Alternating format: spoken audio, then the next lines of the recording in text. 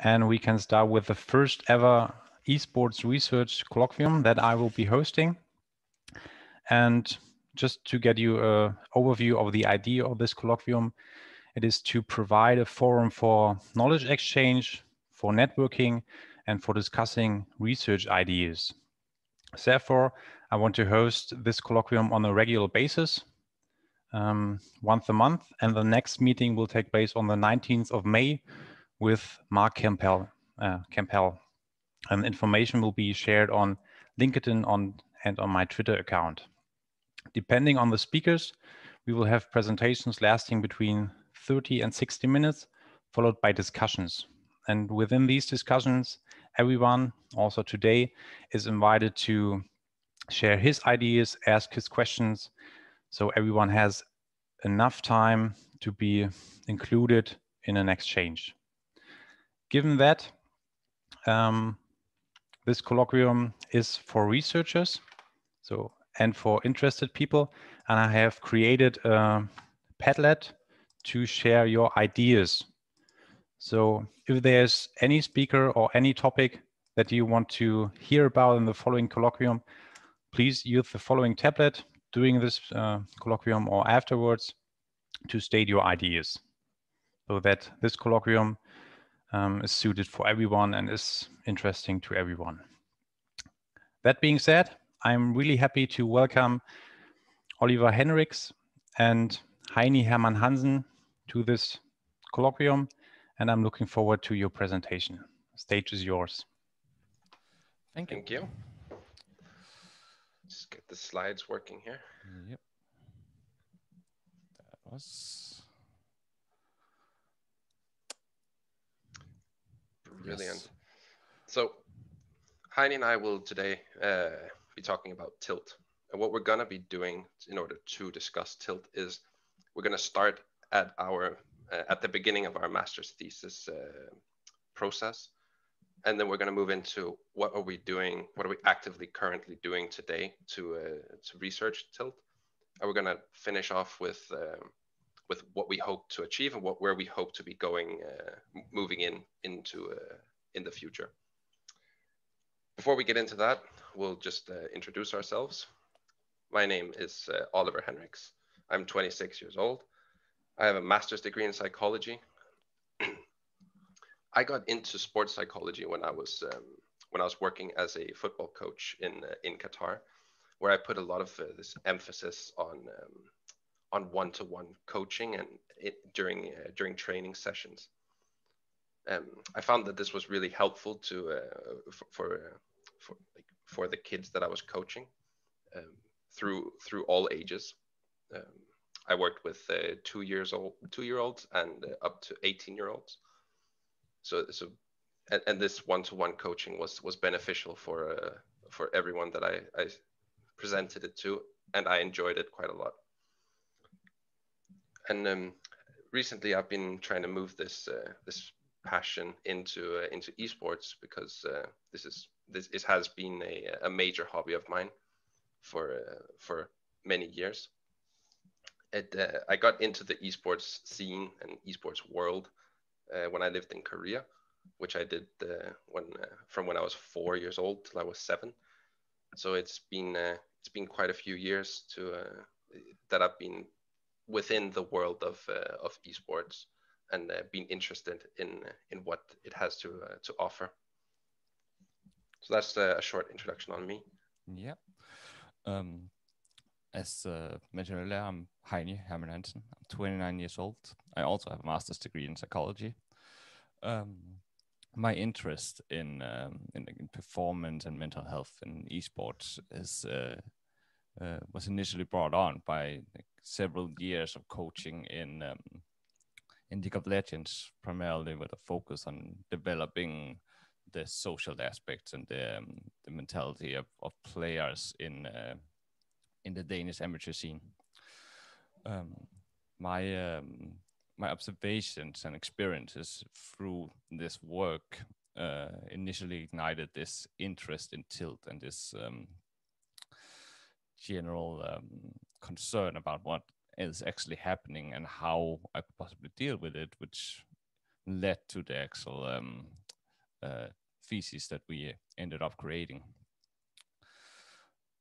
To start off the presentation, I'm just going to go through the major talking points that we have. Starting off, Oliver is going to introduce our theoretical framework, in essentially what are the actual theory we are working with, and how did we get to that theory. Then I'm going to go ahead and talk about how we challenge the perspective, like the original perspective of tilt, and how it was framed in the literature that we looked at, and how that framing has changed both purposely from us and later on how we how we're feeling it needs to adapt as we move forward. To underline that, I'm going to talk a little bit about emotional stability and tilt, and how personality might have a significant impact on at least where we see our research going. And finally, we're going to talk a little bit about an intervention approach that we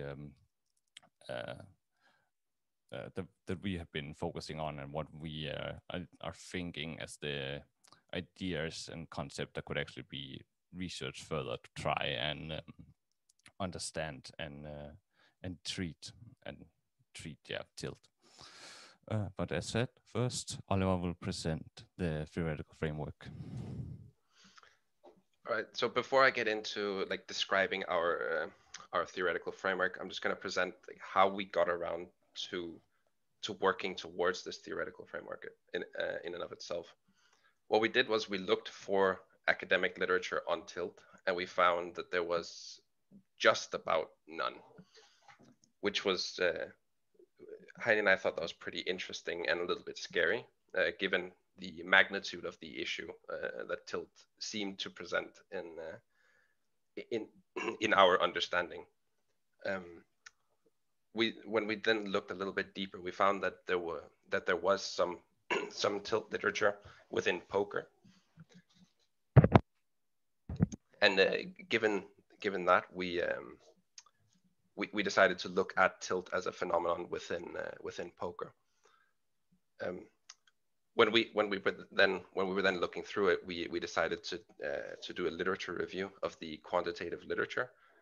And what we did then was conduct a content analysis from which we derived keywords and descriptors regarding tilt as a process, like as an emotional process. So that kind of gave us like something to work from, a standpoint about what is tilt described as. And what we found was that all of the literature was talking about emotion, and most of the literature was talking about performance. However, there was no actual theory applied. So when they were talking about an emotional process, there was no theory describing, well, what is an emotion and what is an emotional process, which kind of forced us into thinking about how could we describe the emotional process as a collective unit. So what we wanted to do was move into thinking about how could we describe emotion and performance in this in this situation. What we got around to thinking was that we could apply Richard Lazarus's appraisal theory and cognitive motivational relational theory. So we could apply that to the understanding of tilt and try to create this this process of how tilt would escalate and how the whole process would function. What we got, the way that we describe the process is that we have phase one, where the individual is presented with and experiences a tilt situation. And what this means is that they're presented with a situation that hinders or that goes against their goals, which means that the individual now has to assess, like, what are my overall goals, and are they still achievable based off of the situation that I find myself in now, given the situation that just occurred around me. From there, we move into phase two, where the individual is now tasked with attempting to cope with this situation. So within this, the individual is now forced to try and cope with the problem at hand. So try to fix the issue through superior gamesmanship or something like that, or they have to cope with the emotional, or they have to cope with the emotions that occur due to being put in this position of being presented with this tilt situation. And if the individual does not manage to cope with the emotions and the problem, they enter a dissociative state. And within this dissociative state, they lose control of their standard like their norms of how to play and how to communicate, which is the core essence of what we think of as tilt. So they've now deviated from a standard point of play and are taking irrational, or at least less rational decisions, which are impacting overall performance. However, if an individual manages to cope with the emotions and the problem, they can enter a stage called reappraisal, where they now have the opportunity to learn from the situation that they were just experiencing. So how can I manage similar situations in future games or in future situations that give me the same amount of pressure, the same type of pressure? So that's kind of a short insight in what our master thesis creates as this theoretical framework. And now Heini will take more the discussion part of what we how we theorize tilt and challenge the perspective of it. Yes. What we initially found when we took a look at the literature was, as Oliver said, it was not very much, and it was primarily done in poker. The perspective you have in poker on tilt and how it is understood is as a risk factor for gambling addiction. So our very initial purpose with our dissertation was to see if we could change the framing of tilt from this very narrow idea that it's always just a risk factor for gambling to more like, okay, what happens if we actually look at it in the performance environment that it exists in? What happens if we try to apply performance theory? What happens if we actually try, as Oliver said, to apply emotional theory to this experience? Because what we found outside of the base theory or lack thereof was that the actual qualitative research that has been done that showed us the experience of these players in poker who experienced tilt was that their descriptions were similar to what we knew from talking to coaches and talking to players in esports, essentially saying that there would likely be some kind of link between the experiences, but that the framing in the actual literature was very much focused on this addictive aspect. So we moved the spectrum over to performance. We went in with the idea that if tilt is a performance hindering phenom, essentially, what happens if we add performance literature? And as you saw earlier, the main thing we did was add CMRT literature to it, theory to it, to actually understand the overall process. And by doing that, giving ourselves a way, and hopefully giving others a way to kind of look at where different points of interest are in this process. Like, what are the initial appraisals that happens that we need to look at? What can we do to look at the development of this process, and when does it actually start changing into to this specific phenomenon that we know as tilt? The reason we chose CMRT was initially because the phase description of a traditional CMRT model lines up with the descriptions that we get from an article by Brown from 1989, where he initially describes tilt and is essentially the foundation for how tilt is understood in poker is this article, and the emotional process he describes lines up with the phases that we see through the CMRT model. So we decided to look at that, put it in, and see what actually happens. What we actually found was, when we take this perspective and look at it, there might be some problems with how we view tilt initially. Essentially, what we find is that performance might not be the central theme for our, at least for our research, because as we see through the literature in poker, particularly through Palomaki, the Palomaki group's literature, is that there are what's it called? There are increased symptoms of depression and anxiety among the people who actually experience tilt continuously, and there are a general idea that there's a general tendency that the more experienced you are in the game in poker, the less likely you are to experience tilt, even though then they find that when you experience tilt, it's often worse. The actual experience seems to hit harder than it actually does for less experienced players.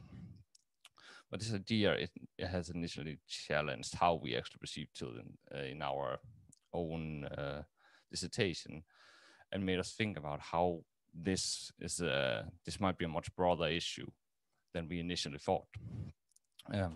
This is underlined when we start talking about the personality aspect of tilt and what we know, which is relatively very little. But what we do know is that we can take personality in other performance aspects among other athlete groups and see a similar tendency to the one Palomaki found with experience, that if you actually look at skill level, you will find that generally the more emotionally stable they are, the more skilled players are, the more emotionally stable they are. What we realized was essentially that if you go ahead and make the assumption that you can find a similar tendency among esports players in different games, that if you are more skilled, you're likely to be more emotionally stable. You are also likely going to find that people who are not very skilled are less emotionally stable, and therefore might be in a higher risk group for experiencing tilt, and therefore experiencing these negative emotional experiences and these risk factors that you find in that you find from Palomaki's research. So what we are initially suggesting, or what we want to look at, is essentially thinking that emotional stability and tilt is a really important topic for us to look at, because we want to look at the actual population basis of players in esports, simply because we have a massive population of players, and if we find that you have a higher risk of tilting as you are, if you are among the more average player base, simply because you might have a lower emotional stability, you might experience this more often, and you might therefore end up feeling these negative impacts from tilt. We are concerned and are looking at tilt as a looming mental health risk among players in esports. And we are essentially basing that on the idea, these basic concepts that we found from the literature, and the fact that when we talk to coaches or talk to associations that work with amateur teams and work with amateur players are not actually looking for high performance necessarily, but are working through the idea of the social aspect of gaming and teamwork and trying to develop essentially children and young people through the teamwork you can get in esports environments. They will tell you that they experience this incredibly often. They experience emotional issues based on this. They experience, my cat is going off. They experience emotional issues. They're experiencing anger and conflict and all these things that you will find in other areas, but are just so intense in this specific environment around esports in a way that they find unusual, even though they are often associations that have other types of sports implemented. And to combat this, or to be able to deal with this, we have been working on what type of interventions we could probably be using to begin to just look at how we deal with this. And that is what Oliver will now present. So given these overlooming mental health risks that Palomaki et al.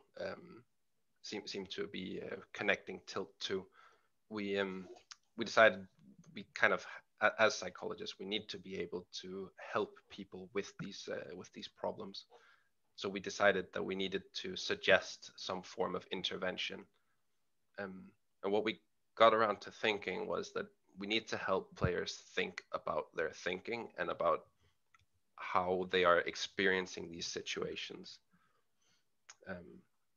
So quite quickly from that perspective, we landed on a metacognitive perspective, or a metacognitive approach for this intervention, which in this perspective, the main idea is to counteract the misplacement of attention, as well as raising self-awareness about your own tilt process and tendencies. So what we wanted to achieve with like a metacognitive perspective is to put emphasis on getting to know your own cognitive process, thought process, and emotional process, and the impact that this can have on decision making. And then within the metacognitive perspective, we found an intervention protocol called Think Aloud. And Think Aloud is it's a specific protocol in which the participant or the individual records themselves and records their cognition and emotional situation, and is prompted to do so every so often. And within esports, it would be a relatively simple addition to then be able to listen to this as well as watch your own games, which would allow you to take almost a third person perspective on the game, which would then allow this individual to now observe their own gameplay, and if they've now done Think Aloud correctly, they would be able to listen in on thought process, cognitive tendencies, and the emotional strain that they are put in during this training and or performance situation. The hope with doing this is to raise this self-awareness about how do I act when I'm tilting, and how can I counteract it. And if we get a grasp on these things, we are hoping that the individual will learn, or the player will learn, how to replace this attention and use it more actively to get out of the tilt situation or the tilt process and move forward into these reappraisal situations that we described in the theoretical framework. So that kind of describes what we're doing right now.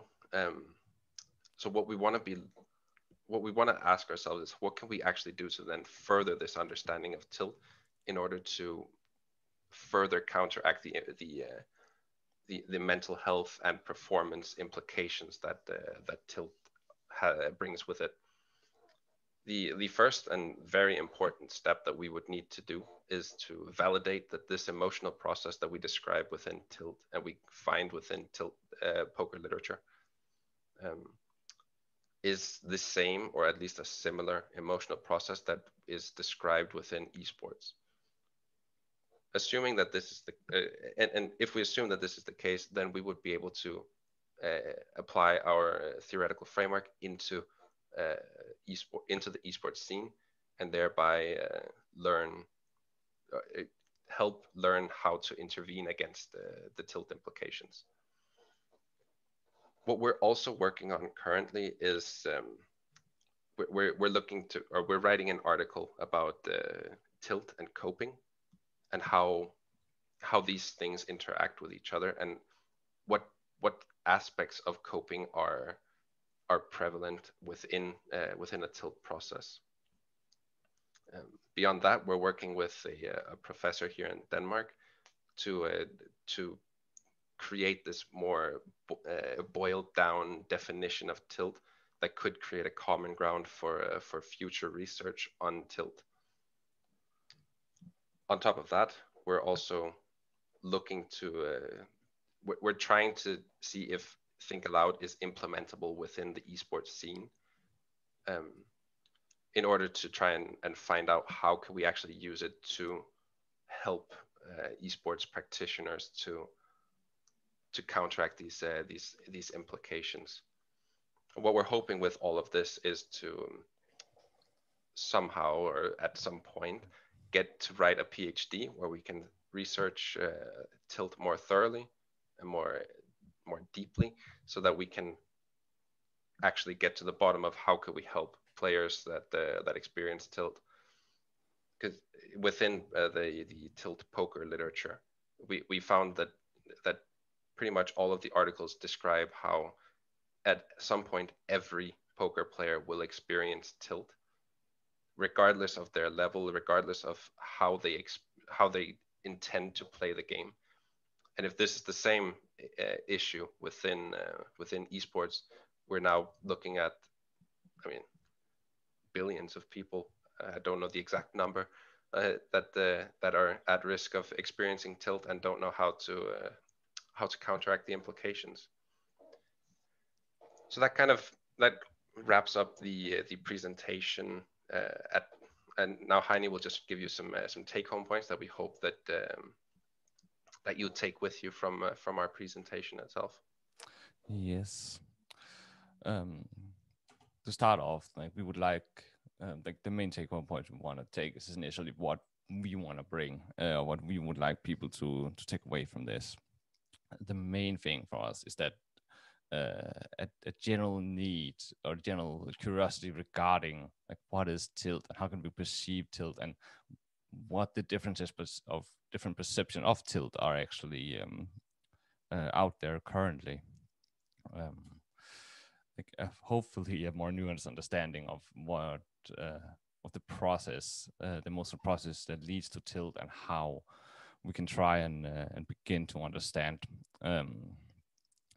what it is and how we can intervene against that. We always hope that we can get an interest in tilt as a mental health topic, as we find this is probably more important than it has been previously researched, particularly based on, as I said, the very large population of people who might be at risk for experiencing this, therefore experiencing the more negative aspects that are related to it. And finally, a better understanding of how to counteract tilt. For us, it's Think Aloud as our main focus right now, but metacognitive approaches are the general idea and process that we think is currently the most viable.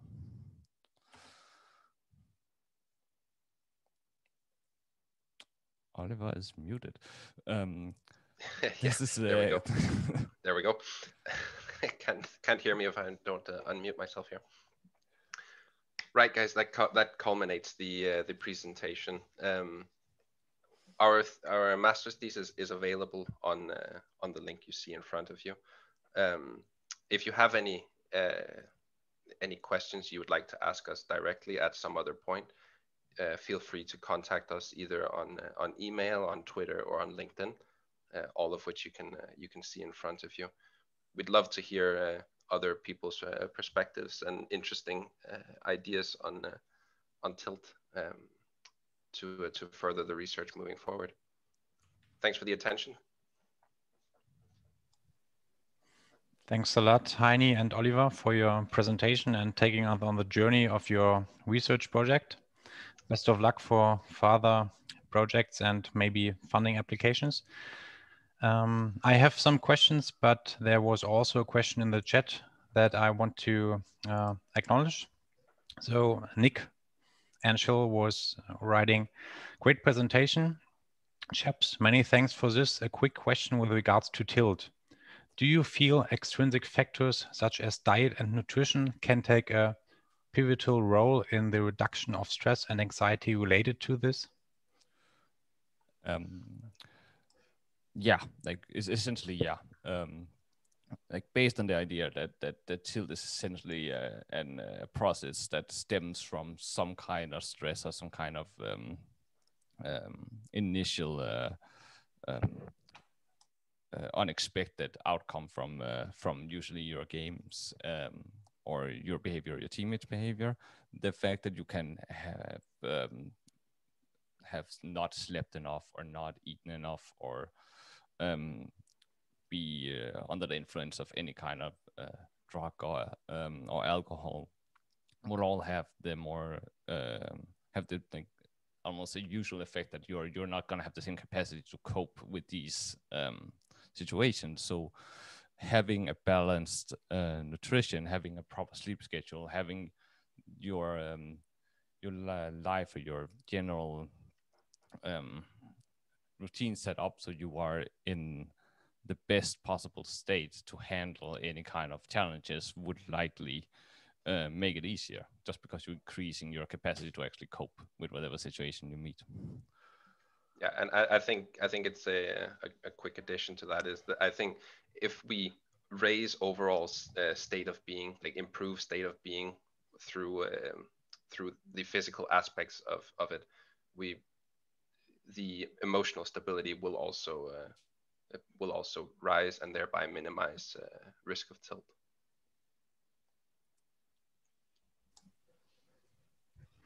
That doesn't answer your question. Please say so, Nick. And we have another question in the chat. Are you looking at tilt as a binary? A player is either tilted or they are not, or more as a spectrum and different types of tilt may need to be addressed differently and may present themselves in a different way in gameplay? We're looking at tilt as a perspective in which you can, like, you are either tilting or you are tilted, but you can be tilted at different levels.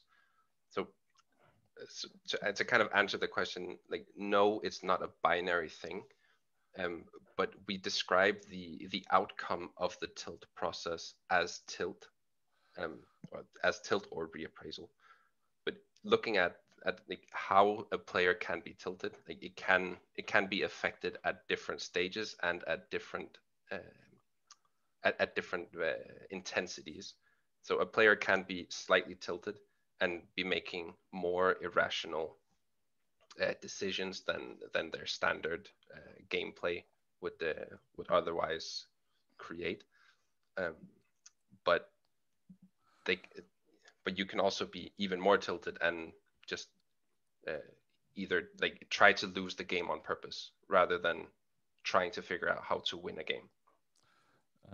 To add to that, one of the reasons we are arguing in this way is essentially because we had some debates and discussions as we went through our dissertation about how emotion actually impacts decision making.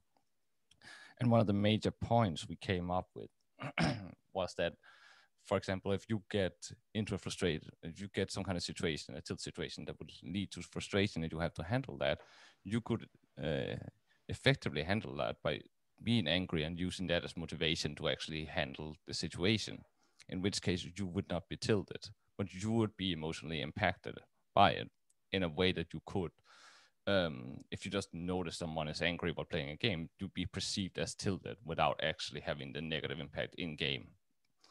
So when we say the tilt is that there's some binary aspect to it, is essentially this idea that tilt and dissociation is the key factors. The fact that you go into a state where you are no longer in full control of your actions, that you are making irrational decisions and you're not capable of determining what is actually going to happen in the game, and therefore not overcome the challenges. That's the binary aspect of it. When you are in that state, then we get into a spectrum again where you can be more or less impacted by this. Okay, thank you. We had another question from Tim, and then we move on with Charlotte's question. Hi, yeah, thanks for the overview on tilt. I have one question with regard to the performance aspect of tilt, especially as you mentioned before, you might be more at risk if you're like a worse player, because if you're a better player, you mentioned with emotional stability, there's a connection, but overall, I was wondering, shouldn't there also be an association with the stakes that are at play? So if I'm playing with a couple of friends, I'm probably not likely to experience tilt, or if in poker, like the stakes are low, I'm not. And the higher the stakes get, I mean, the more is at stake for me, and the more there should be a proneness to tilt, I would think. Is there something on that already? I'll take it, Heini. So that's kind of what we wanted to address in the phase 1 of our tilt or of the theoretical framework on tilt. In this, we have the individual assessing like what are the overall goals, like what do I want to achieve with playing here. So if you're playing with friends and you're just mucking about having fun, and you make a big mistake that could cost you the game.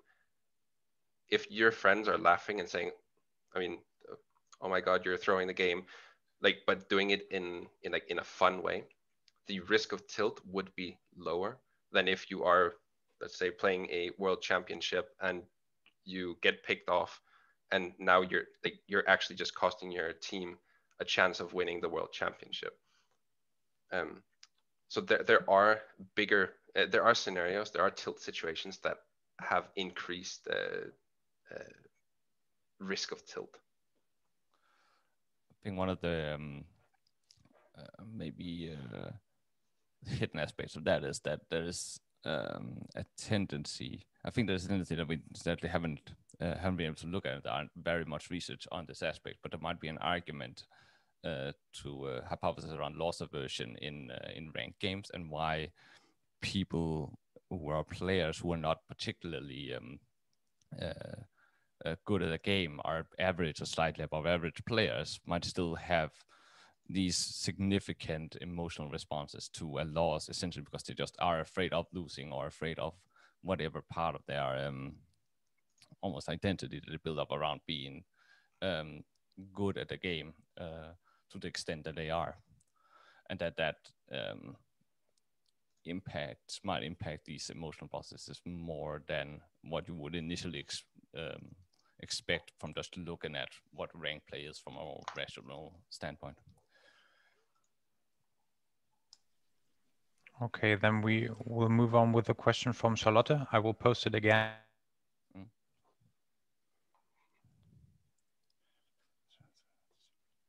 You muted yourself at the same time. Oh, that's great. I have posted the question again in the chat. Do you differentiate between a tilt situation which is self-oriented and other-oriented situations? We would generally argue that they're both tilt situations. We are aware from just speaking to players and working with coaches and having conversations with people that there seems to be a general tendency that the players are leaning towards one or the other as one of the primary way that they that they tilt, but we don't per se differentiate between them when we look at the overall process.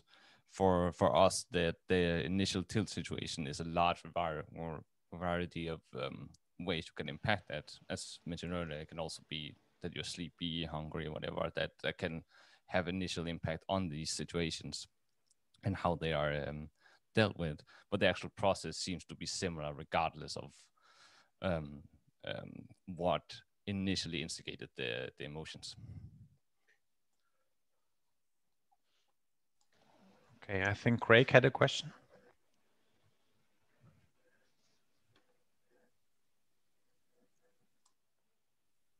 Your sound is not going through, Craig. Maybe your microphone is still muted. It's not working.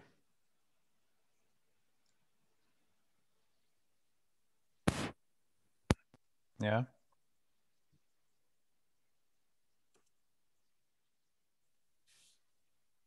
No.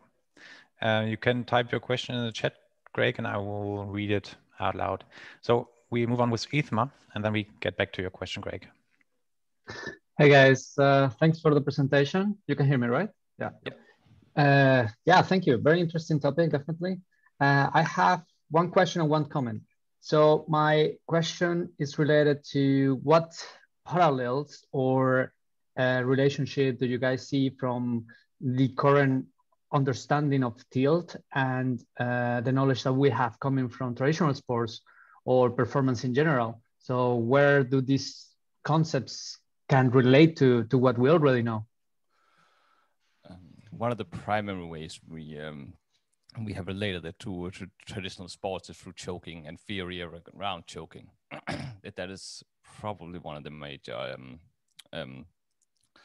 ideas where you have very similar theoretical aspects, and that the major way we differentiate between them are through the dissociative state, and how it kind of the process develops into this. But like that would be my my initial response, is that if that this most solid theory we have that can be related directly to how we see tilt, it's through the theory related to choking and how those processes are similar in some ways. Are you also asking how tilt might look in a traditional sports situation, or is that misunderstood? That's fine as well. I'm just wondering, since it feels like we're trying to develop the knowledge from tilting, right, coming from poker, but I feel as well we have already lots of knowledge from traditional sports and performance. So I was wondering, how do you see that? Yeah. Yeah. Then I think what Heini is saying about the choking is. Yeah. I have, and my comment is related to that as well, because I see a lot of association with self-regulation, right, at the cognitive and emotional level. So I see more looking into the applied field as this opportunity to use tilt is as a way to teach the esports players to develop coping mechanisms. Some of the core factors that I will say why we see a lot of tilt in esports is probably due to the, I would say, lack of emotional and cognitive development, as many of these players are very young. So we could say it's a completely normal aspect during these ages where they are right now. So if we go into intervention, because it's really nice that you are talking already about intervention. So I will see it as well as not only from a cognitive type of intervention, but as well from a more educational and maybe acceptance type of intervention, that we educate our players about what is this about and how we can actually use it for them to develop some coping mechanisms. Yeah. So yeah, that was all. Thank you. Good job. Yeah. Just to quickly respond to that, that is initially what we want to do, and that is one of the ways we would like to work through our intervention projects, especially with associations in looking at those associations. The Danish amateur scene is currently the most close idea we have, but to initially educate these players about how to become better at coping and increasing their capacity to handle this. Okay, now we have the question from Craig. He says he's sorry and great presentation. He thinks it was great that you brought up the broader term of mental health, RE tilt. To me, tilt sounds like a general stress response to a stimulus, the stimulus being an in-game event. Assessment of, treatment of tilt may be better approached from a theoretical and practical approach that is used for stress-related and general anxiety disorders. What are your thoughts on this? So I'll take it. That's great.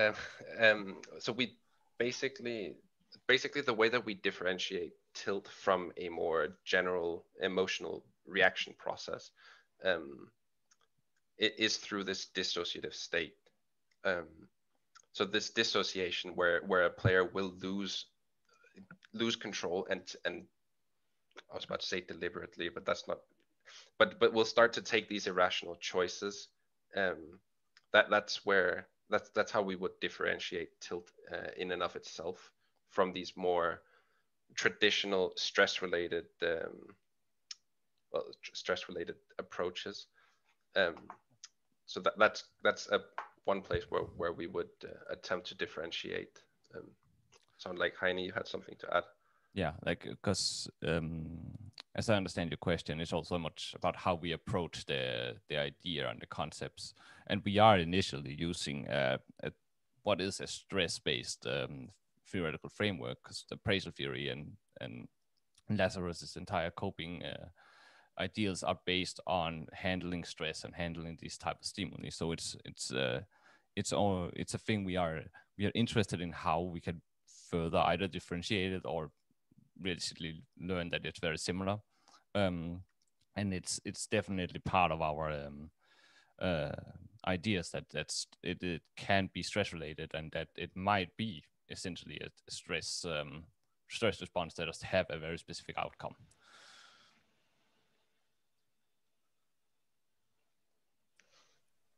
Thank you. We had another question. I think Nick Ansel was it. Do you think that tilt is related to performance, and how is it possible to measure the relationship between tilt and performance? We think that it's related to performance to this extent that it can be a hindrance to it, and that to some extent being able to perform requires you to be able to cope with tilt or with the initial emotional responses you get from the game that you're playing. So in that sense, it is connected to performance, and that's to some extent where we're thinking that emotional stability and this entire idea of adding looking into how personality is is seen in the broader population in esports, and how that can be, and if that can be related to how it's seen in the more traditional sports, is really interesting, because that would be my primary way of looking into how tilt and performance can be related, is through like, can people actually cope with the situations they're in?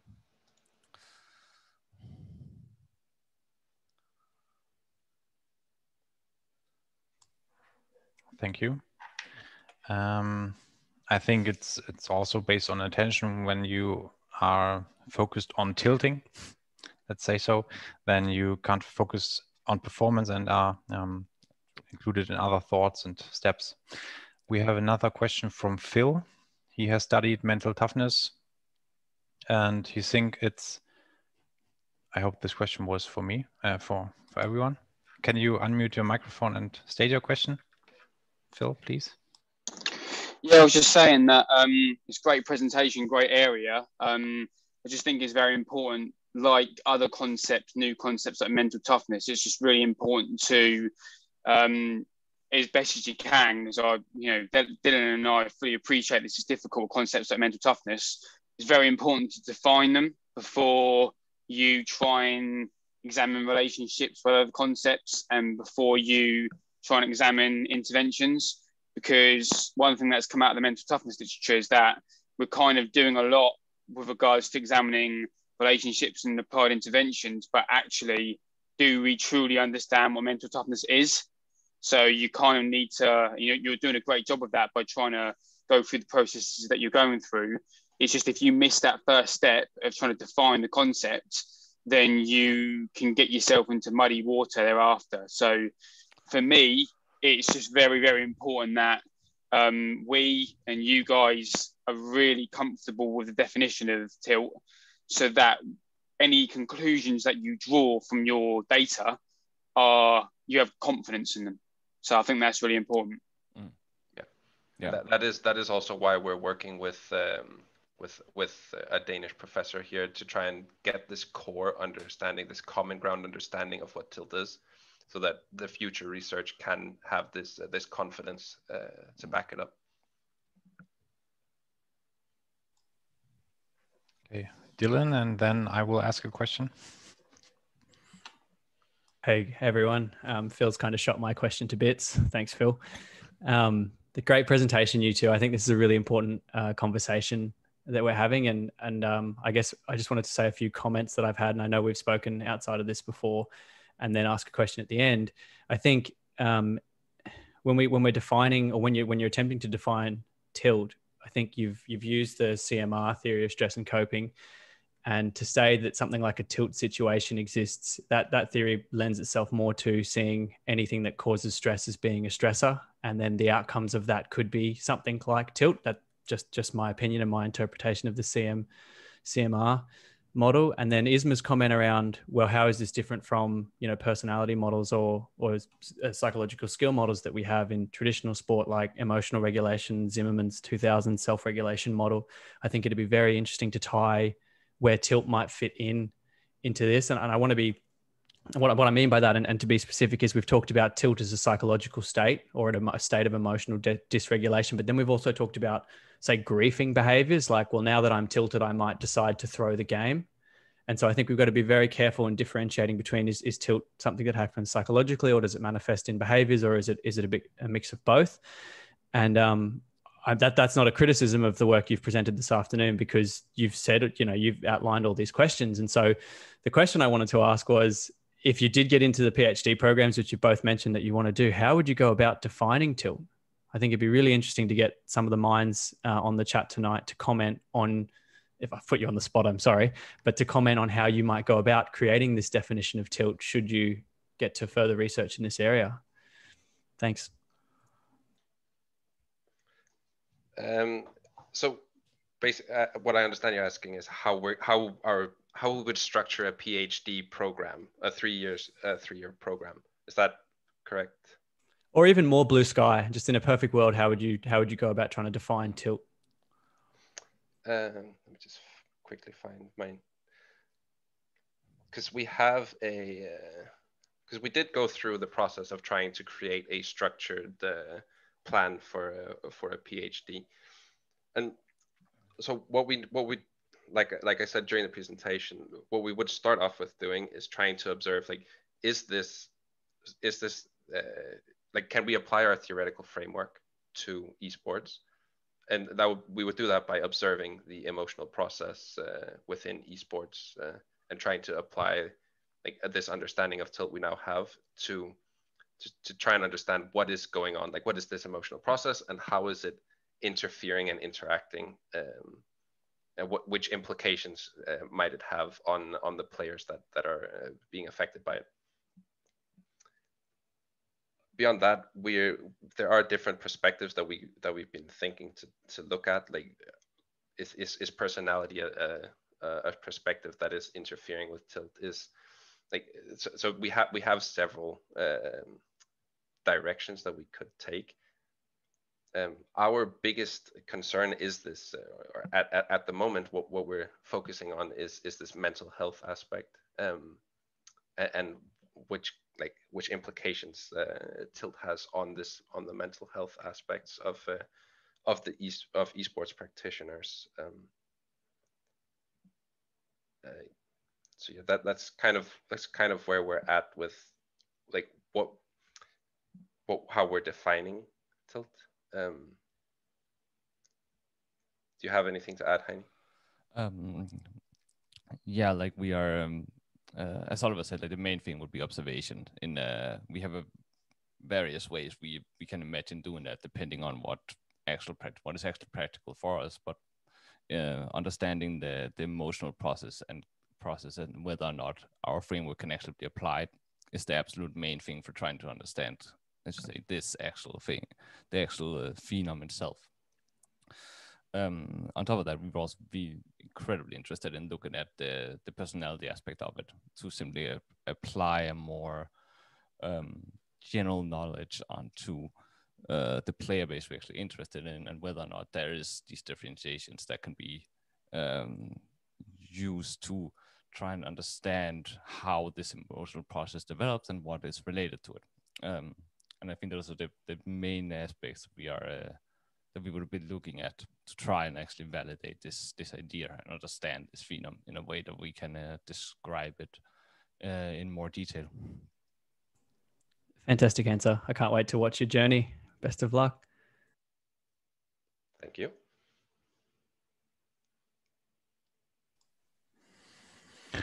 Okay. Do you have some recommendations for practitioners in the field how to handle tilt? Was there something written in the poker study, or do you have any assumptions? Sadly, there was not really anything written about, which is why we wanted to just actually begin the thoughts of how we can handle this. Like the main idea and the main things we can bring out from our framework is that, as we said, a metacognitive approach seems the most initially the best answer, the best idea to start out with, and the concept that you can work that you can preemptively work against the problems with tilt through this CMRT framework by changing how the initial appraisal of the situation happens when a player is in any kind of tilt situation, and then try and develop how they are able to emotionally or problem-focused coping with the situation. Is like the two main aspects that we take from our frameworks, that you can use the first and secondary phase as the kind of the entry points to try and help players. We've had some success with working with players that could through essentially giving them more specific goals that they're working on in their games and giving them something concrete to work with, so that they have something to rely on in that initial appraisal, and therefore having an easier time getting through the secondary coping mechanisms. Okay. I've just tried to, like, in response to your question, Oliver, I just tried to Google how to handle tilt. 819 million article or hits on Google. So there are plenty of there are plenty of people writing like, oh, you should do this to handle your tilt. You should do this. You should do that. You should do this, that, and every other thing. So there are plenty of people saying what you should try and do, but what is actually lacking out there is an understanding of what is this phenomenon, like what is tilt. And that's what Heini and I have said about, like, we need to understand what the phenomenon is and which implications are in place with tilting before we can, with even more confidence, start to suggest interventions that can really counteract specific aspects of tilt. Yeah, I totally agree that there needs to be a general ground that you base your further studies on. And I also want to add something. Also, I think Aloud studies are really great. I personally I have to say that it's important personally, think that it's better to start with qualitative studies, so conducting interviews with players, maybe focusing on one specific esport rather than different ones, and try to get an understanding or try to gain insights on how players define tilt and what they perceive as triggers for Tilt, and then you have the perspective of the players, and you can move on from there while doing, for example, literature review on the topic. So this, I would say, could be a great first step. Yeah. Or one of the first steps. Yeah. Okay. Are there any other questions? Or is there someone that wants to collaborate with Oliver and Heini in the future and wants to reach out? Now we're putting everybody else on the spot here. Yeah.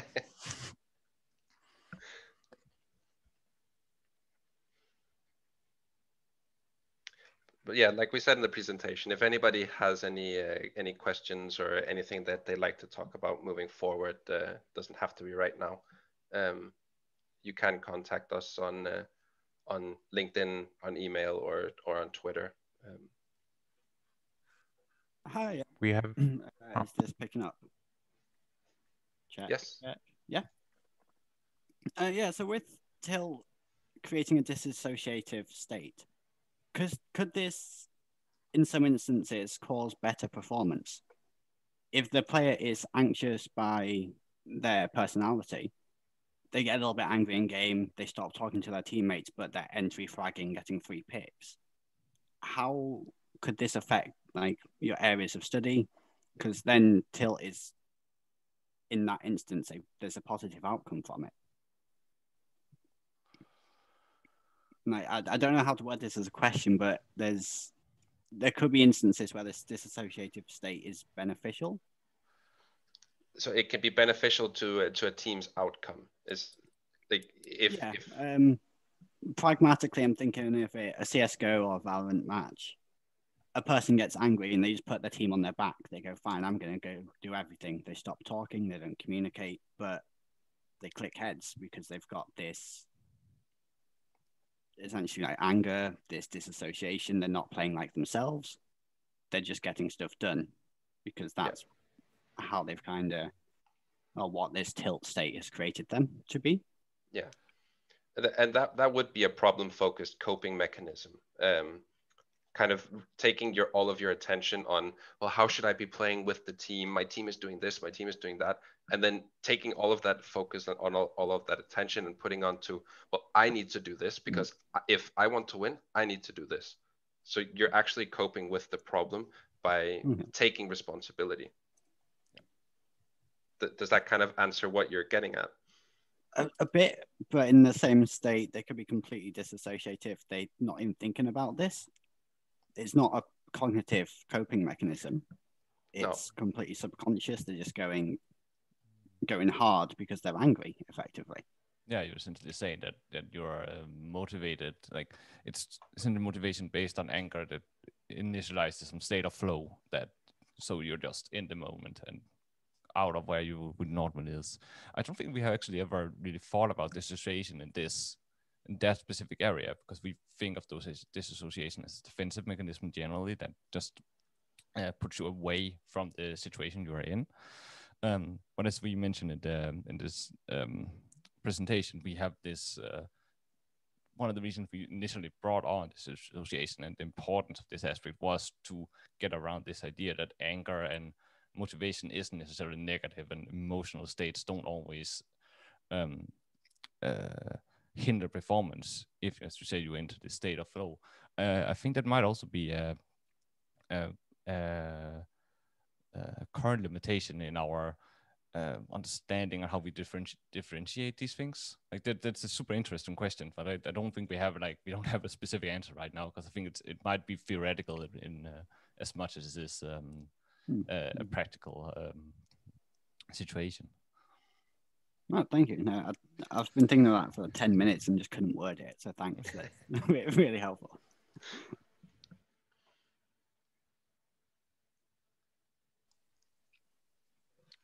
Okay, are you fine, Heini and Oliver, if I post your Twitter handle and email addresses in the chat so everyone can contact you?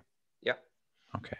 So if you have any further questions or you want to connect with the speakers of today's colloquium, then feel free to do so. I have put the addresses in the chat. If there are no further questions, one last chance for you, Oliver and Heini, to say something.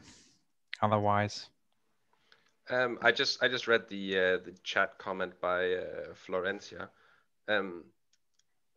where this comment with like how team dynamics and how a team could help a tilted player or not.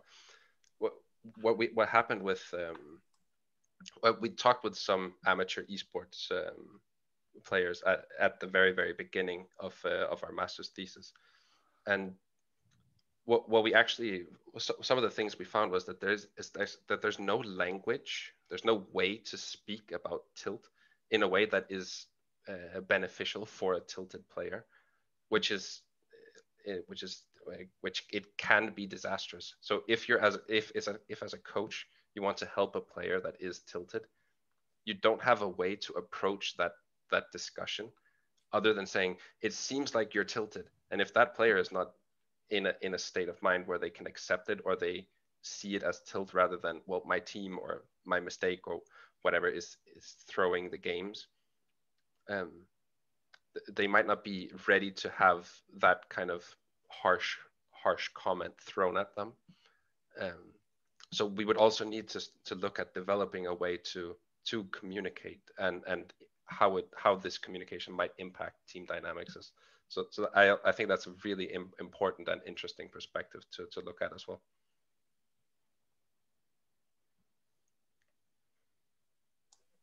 Okay, thank you. So again, I have to encourage everyone to get in contact with the two speakers. And thanks again for this interesting presentation. And I think you did great and will inform some future research ideas. I hope we get some great networking out of it. And the next colloquium will be on the 19th of May, 9:30 a.m. Central European Time, with Mark Campbell providing a presentation on cognition in esports. Everyone is invited. Please feel free to share the link. I will post it in the following days or weeks on my Twitter account and LinkedIn. And thanks everyone for joining the colloquium today. Have a nice week. Have a nice day, and see you next time. Bye. Goodbye.